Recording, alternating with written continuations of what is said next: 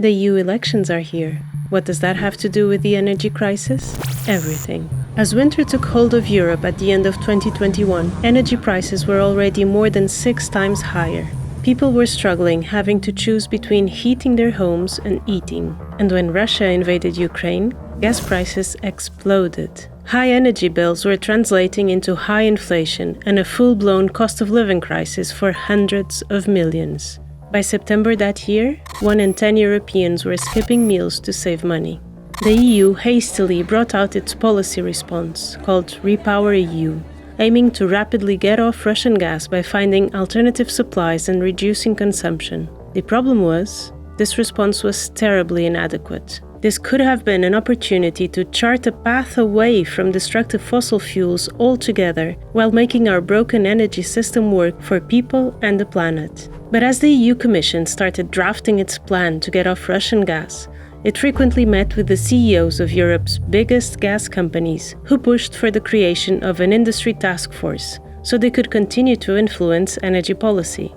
And so the Industry Advisory Group was born. This advisory group was made up exclusively of the gas industry and was supposed to identify alternative sources to Russian pipeline gas, as well as what other gas infrastructure could be needed. This represents a colossal conflict of interest, as many members of the advisory group were also selling gas to the EU and also had a direct financial interest in the building of new infrastructure. The industry used the energy crisis to successfully lobby for massive public support for new gas infrastructure and gas-based technology developments, undoubtedly helped by its privileged access to decision-makers.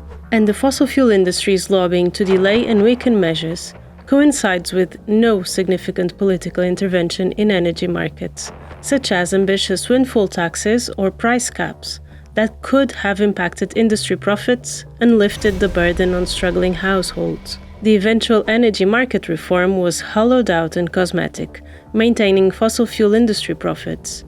The only way to get out of the climate emergency we are living in is if we have fossil-free politics. But we don't just need to kick the fossil fuel industry out. We need the people in, to bring the voices of those impacted by these crises to the fore, rather than those responsible for it.